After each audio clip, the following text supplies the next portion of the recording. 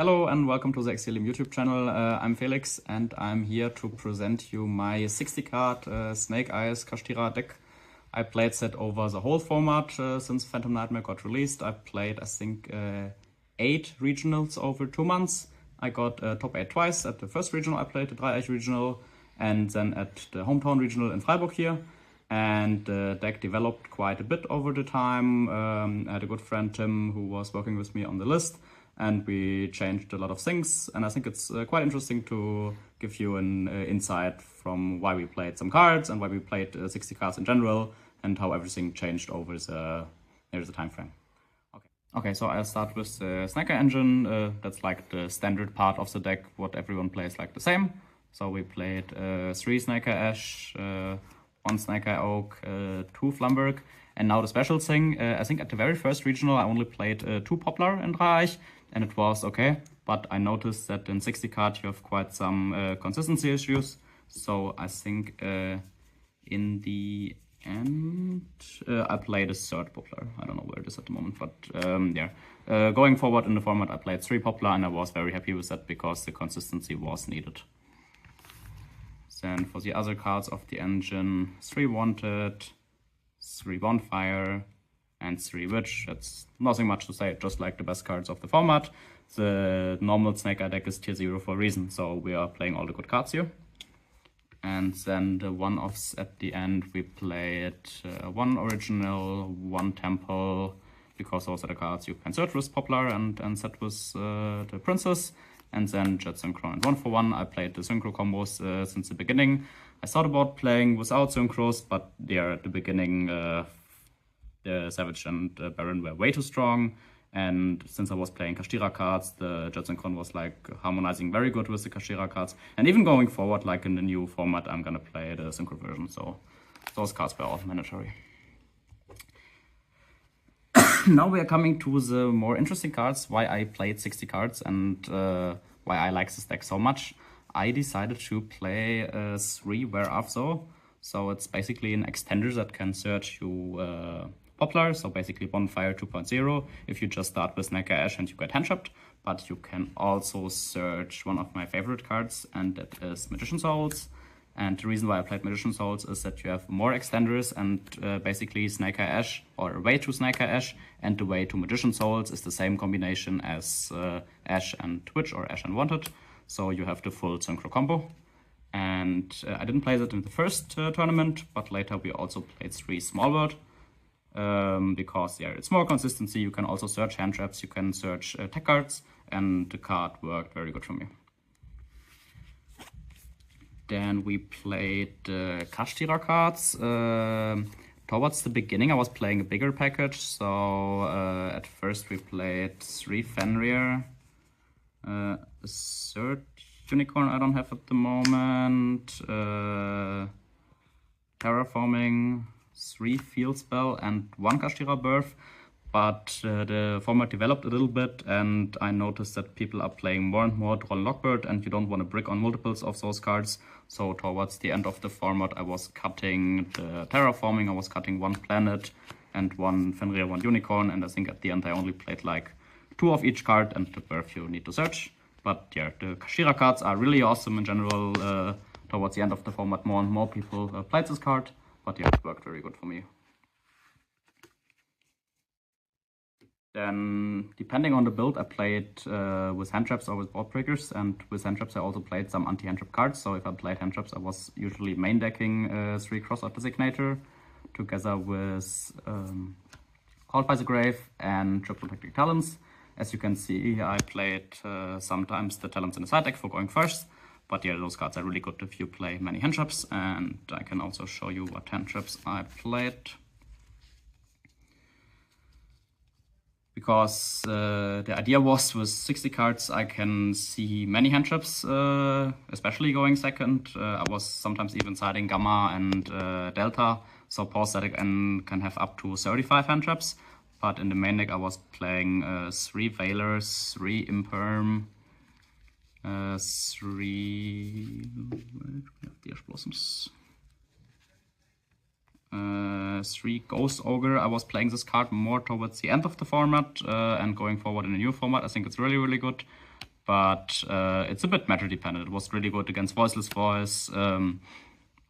Against Kashtira in the mirror, it's a bit hit or miss. You can pair it really good with Nibiru, because then you can nip them and destroy the field spell. But yeah, it depends a bit against what you play. I also played 3 Droll and Lockbird. Also depending a bit on the tournament and on the environment, if I was playing Kashtira cards or not, but especially towards the end of the format, Droll was a really good card for me. And then I also played some amount of Mourners, Ghost Bells, and sometimes 1DD Crow. The 1DD Crow might seem a bit odd, but it was really good as a small world bridge and as a target you can search with Where Are So. And I think we are just missing the 3 Ash Blossoms. So with them and the side deck cards, I also played Bestials. We had sometimes up to 30 hand traps, and I think that was like the big strength of the deck, because then we had the option to have like a above 50% chance to see like 3 hand traps going second, and it was like really good into the mirror match and into their other decks as well. And I also played 1 regional in Stuttgart where I did not play the Kashtira cards, but I played other hand traps in the main deck. I played Phantasme, Impulse,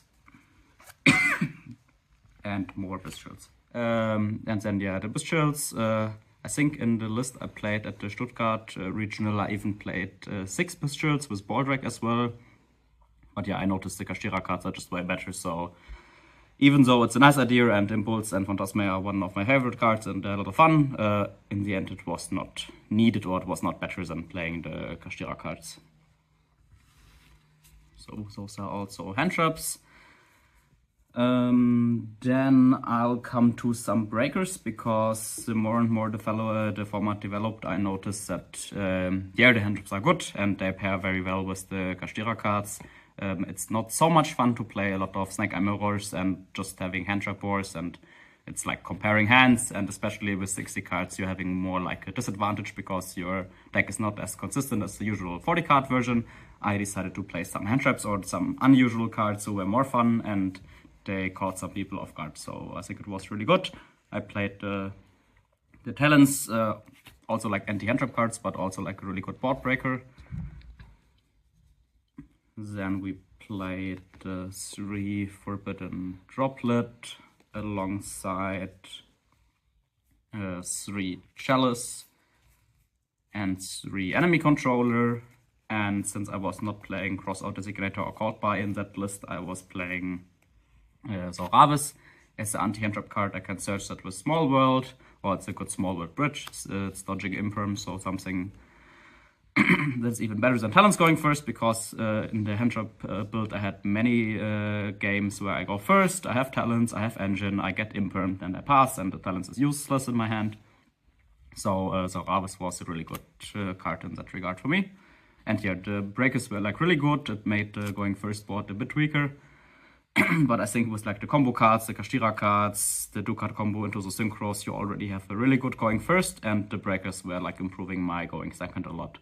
I was also playing Book of Eclipse a little bit in testing, but yeah, those breakers were like in the end the best. And then on one of my favorite cards in the whole format, I was main decking Kurikara a lot. It's a card you can search with Engine. It's really good against the mirror match if people don't know how to play around it. It was good against Poly, and yeah, towards the end of the format I was side decking it more, but it's a really cool card and it won me many matches. I was side decking Subversion as another card you can search with the Snake Eye cards. It's more of a side deck card because against Branded or against like a Light and Dark Chaos Angel you cannot out. But yeah, it's a really good card, and I think both of them I would play going forward. I played for one event Monster Reborn as a pseudo breaker starter extender. It's definitely not a bad card, and if you get like hand trap on Snake Ash, you can link it away, and then you still can somewhat play into like the weekend board. But yeah, I kicked it out after some games after some testing, but it's definitely not super bad, and I saw a lot of people using it very well. And yeah, then we come more to the side deck cards who are still breakers, but I did not main deck them. with more back row hate. So we played Twin Twister, Lightning Storm, Harpy's Visitors, and Cosmic Cyclone. The amount of back row hate I side decked was a bit different each, but usually between 3 and 6 of them. Towards the end of the format, I was playing more Twin Twister because I can also side it going first against deck like Flunder or Runic Stun. But yeah, I think some amount of those are really needed. And yeah, if you have one of those, a Kashtira card, one other breaker, and like 1 or 2 engine cards going second, you can break most of the boards even if you don't hand trap them like 2 or 3 times. And then a card I think was not good in the last format, but is probably gonna play it a lot in the upcoming format is Vados. I only played it at the German Open in a different deck, but I think going forward, Vados is really good against a new Temper Dragon deck, and you have some small niche applications against like Flunderies, where you can destroy the field spell. Vados also works on the Shifter in opposing to Ghost Ogre, and against Kashtira it can be also really strong if they open with the Kashtira field spell. Come to the extra deck. At first we have the 3 banned cards. I played them for the whole format. They were great, especially Baron de Fleur was nice because I played so many level 3 hand traps. And with the Kashtira cards I could make Baron a lot. And with the usual 2-card combo with like Ash Witch or Ash Souls, you can make like the whole synchro endboard. So I played them for the whole format. But now they are getting replaced by Omega Dissipator. And the 1-for-1 replacement for Linkuri was just Anima, so those are the cards I'm playing going forward.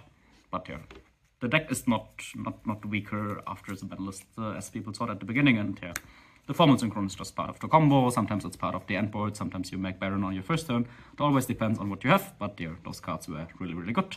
And thankfully they are banned now, at least for those, and we are still playing other parts of the endboard. But if I'm honest, like you can play the synchro cards going forward. You can also play the whole Powerbringer line. You can play Ignis the Packbit. There are many varieties of the endboard now going forward, but I think it does not matter that much. Usually you get hand trapped, so you're not resolving those combos like at the YCS. The players who won the YCS set, they played that and they used the Omega Dispatcher combo once at the whole tournament. And usually you just get hand trapped. So I don't think it matters what you play, but just in case your opponent is not on hand traps, if you play like against Branded or against a deck with breakers, it's just good to have them. And that is usually an auto win if you resolve them. And here the other cards are kind of standard, I would say. I played the 2 Charmers, Dark and Hita. Then for Link 2 is IP, SP, and Nightmare Phoenix. I think everybody was playing those. Then we played Celine for the combos. I think Celine is really important, especially with Magician Souls, because you can reborn the Witch and do a full combo. And then Promising Princess. At the beginning I was thinking about playing a second copy, but I think one is just fine, and yeah, the space is really tight. And then the Link 4 is Raging Felix, Celantis, and Appaloosa. You can play more cards, there are some flex spots, but yeah, the space is really tight, so that was like the standard cards I was always playing. And then I was experimenting a lot with cards. I was playing Dracossack towards the end with the Kashtira cards. You can make the Appaloosa combo. So Dracossack was really nice, especially the Freiburg regional. I used Dracossack a lot. Then you can play Access Code. That was like the card I was playing more at the beginning of the format because you have like really easy OTK lines. But I think the better I got with the deck, I realized Access Code is like nice to have. You can end games faster, but it's not needed. And usually if you don't have Access Code, you can win anyway. It's just a bit more complicated and maybe it takes a few minutes longer. So at the end I was removing the Access Code. And then I was testing Goddess as a flex card and Typhon. Both didn't really came up, but they have some niche scenarios. You can link up Noir. Typhon is like really good in simplified games like with hand traps, but there towards the end I was more playing the breaker version. But yeah, both are definitely really good cards. And I was attacking Agave Dragon, not too proud about this one, but I think with the 60 card breakers your game can take very long. So I think at the Freiburg regional I won 2 games because of that, and at Dutch Open I used it once. So yeah, you don't need it every tournament, but it's like good to have, especially if people don't understand all your cards or you need to explain something because of language barrier. And yeah, it's better to have that going first into game 3 instead of just going for a draw. But yeah, it's more like a necessity of the time rules. Okay, so that was the deck list. As I said, I was not developing this alone. With my good friend Tim, I was playing, developing, and like testing a lot of things over the last 2 months. So huge shoutouts to him. He also got top 8 at the German Open in Frankfurt and at the Cologne Regional. So he was equally successful with that deck. Then shoutouts to my team eXilium, of course, to our sponsors, Duality Cards and the Freispiel here in Freiburg. They're always supporting me. Then shoutouts to my testing circle, to Rocket Hideout, a lot of cool people along all over the world, from Europe, from America even. So yeah, I was testing many different versions of the deck with them, even though not all of them were believing in the 60 cards. But yeah, it's always good to have many people supporting you. And yeah, that's it. Thank you for watching and stay tuned for the next video.